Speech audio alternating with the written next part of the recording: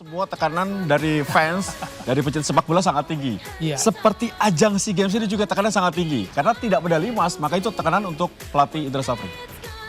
Pelatih Indra Safri adalah kayak apa ya kunci bagi federasi untuk meredam semua kegalauan kemarin.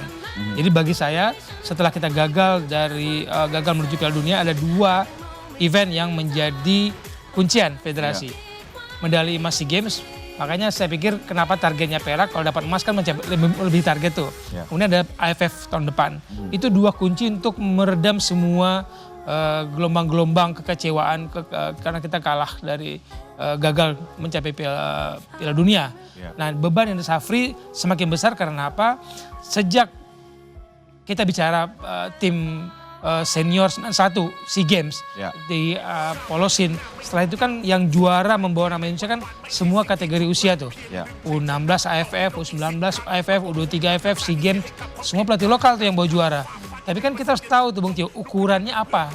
Ukurannya target gelar juara, ukurannya target kualitas peningkatan kualitas, ukuran pembinaan itu ada. Kalau pelatih senior, ukurannya jelas. Targetnya adalah prestasi bukan pembinaan.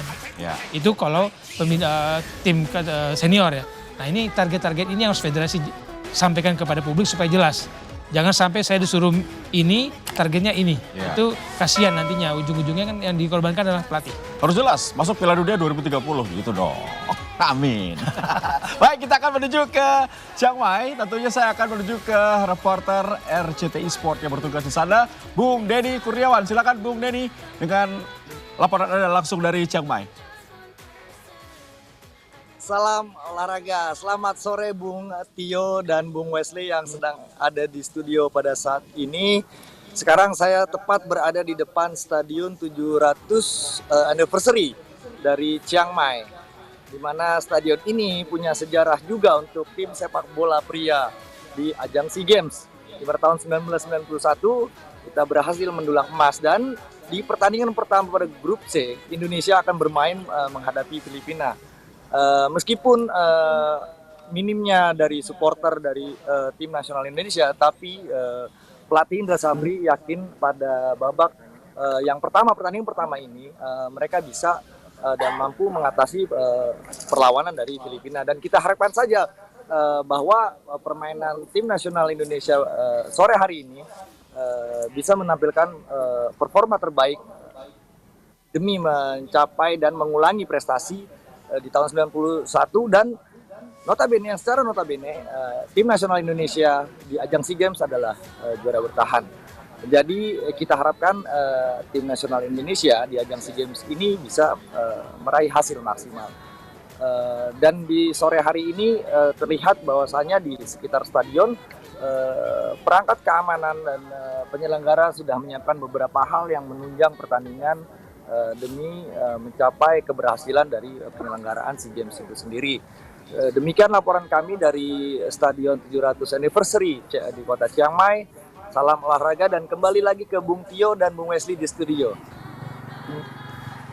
Terima kasih Bung Denny Kurniawan, laporan Anda langsung dari 700 Anniversary Stadium Chiang Mai. Apa yang menjadi bahayanya Filipina ketika mereka mampu mengalahkan Myanmar 2-0, tentunya banyak hal yang harus diantisipasi oleh Coach Indra Safri.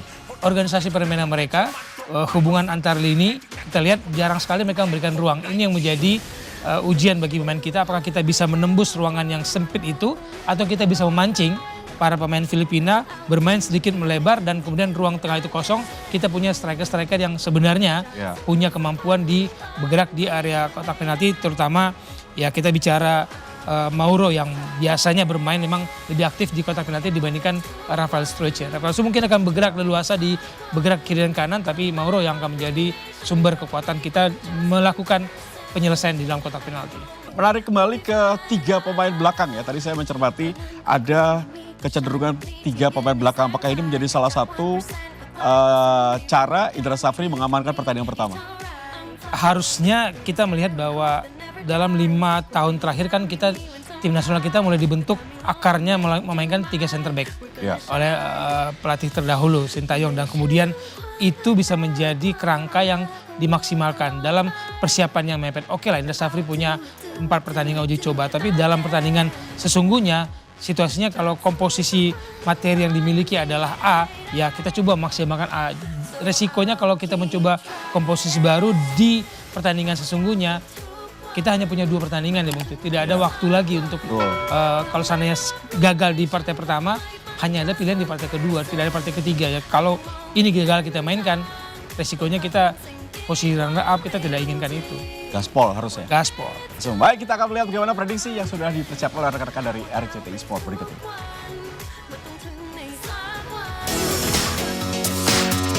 Salam olahraga.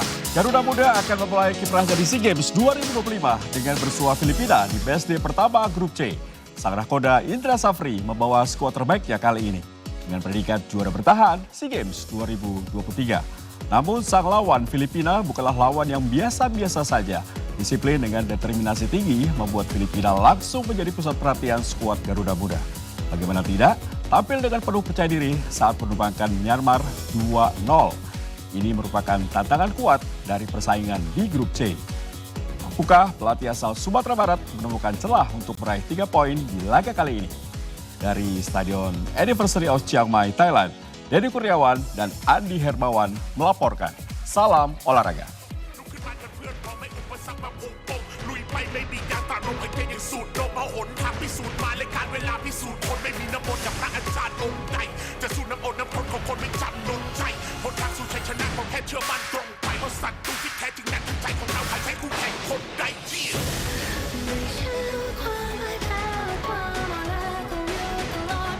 Ya, kalau melihat dari head to head Bung Wesley, tentunya sedikit aman sebetulnya bagi Indonesia, sedikit nyaman bagi Indra Safri. Tapi tentunya bagaimana dengan kekuatan head to head di hari ini?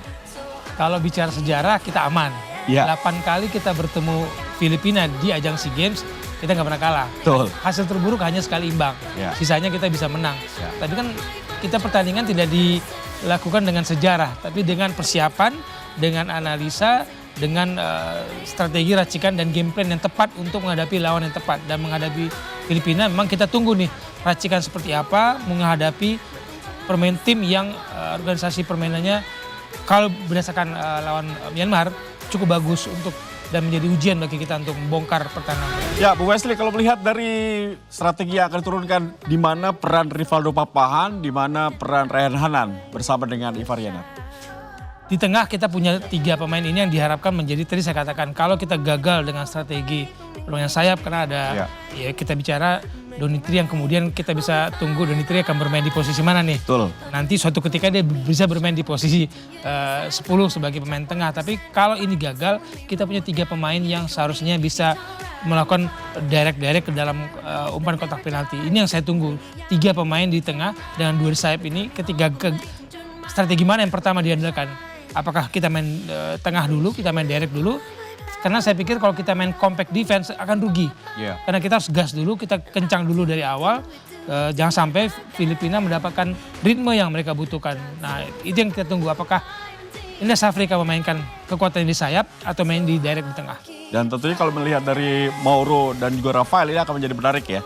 Rafael akan berada di belakang dari Mauro, sedangkan Mauro akan menjadi pemain nomor 9. Karena Rafael Struijk bukan tipe pemain yang menerima bola, tapi dia bergerak mencari ruang.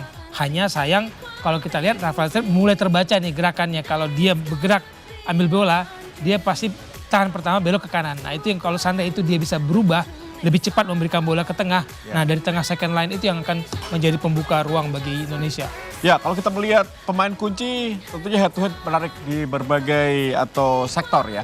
Di antara kedua bangsa. Kita akan melihat bagaimana head to head antara Indonesia menghadapi Filipina di posisi penjaga gawang. Tentunya Indonesia memiliki banyak pilihan ya. Tapi kali ini Nicolas Guimarães disandingkan dengan Muhammad Ardiansah yang dalam pertandingan kali ini di bangku cadangan. Iya, kalau Nicolas Guimarães itu kiper yang kemarin bermain menghadapi Myanmar dengan postur yang cukup bagus ya. Hati-hati juga dengan bola-bola atasnya dari unggulan Nicolas Guimarães. Ya. Betul, Indonesia memiliki Cahaya Supriyadi, Muhammad Ardiansah dan juga Dava Fasya. Di lini belakang Santiago Rublica. Ini salah satu pemain yang memang tampil di Eropa bersama dengan Muhammad Ferrari. Ya, Rublico juga bermain di SEA Games 2023 menghadapi Indonesia ketika itu. Dia bermain di Eropa memang di divisi 5 Liga Spanyol di Alcorcon. Salah satu jebolan dari Akademi Atletico Madrid. Ini ya kita tunggulah. Kita jangan takut dengan nama-nama pengalaman mereka di Eropa. Nah, ini menarik sekali. Dua pemain penting dari kedua negara, Sandro Reyes dengan Ivar Jenner. Ivar Jenner semoga bisa mengeluarkan kemampuan terbaiknya. Ya. Bebannya tidak boleh sebagai kapten, tapi adalah tanggung jawab dan itu sebuah opportunity. Kalau Sandro Reyes memang kapten juga, attacking midfielder, gelandang serang yang juga jebolan dari Spanyol Akademi Barcelona ini. Jadi Ivar Jenner harus membuktikan bahwa dia tidak kalah dengan jebolan dari Spanyol dari Eropa. Sandro Reyes saat ini bermain di Liga Divisi 4 Bundesliga ya. Ya. Sedangkan Ivar Jenner di Utrecht. Kita akan lihat di posisi striker. Tentunya ada Dylan Demunic. Ini salah satu pemain yang juga tampil di klub Liga Belgia Ya. versus Rafael Struijk. Rafael Struijk, tadi kita sudah lumayan bicara soal gerakan kebiasaannya dia.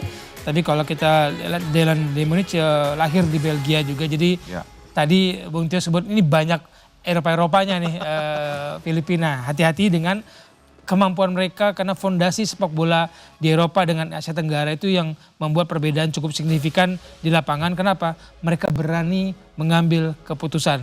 Dan Demunic juga lahir dibesarkan di Belgia, main di Belgia, itu yang kita tunggu tuh.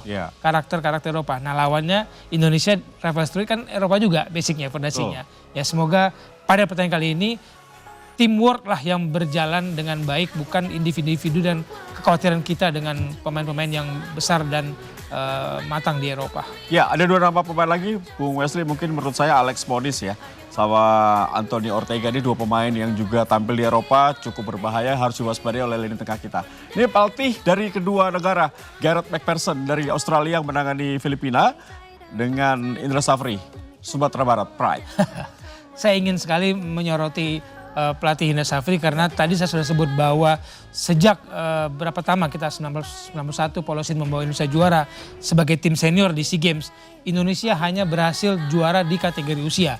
Usia U16 AFF bersama Fahri Husaini, U19 Indra Safri ketika itu yang fenomenal, U23 AFF juga Indra Safri, SEA Games juga kategori usia juga Indra Safri. Sintayong belum berhasil memberikan medali meskipun dia membangun fondasi. Patrick Kluivert juga belum bisa memberikan waktu yang singkat memberikan prestasi medali atau tahta juara. Jadi ini yang menjadi sorotan bagi kita bahwa Indra Safri harus berhasil meneruskan catatan bahwa dia pelatih lokal saat ini yang sedang hangat-hangatnya dibicarakan orang. Kenapa? Pembandingnya jelas. Orang masih bicara Sintayong, Patrick Kluivert, Indra Safri masuk dengan sejarah bahwa 2 tahun lalu saya bawa Indonesia juara. Ya, semoga bisa back to back medali emas ya. Amin.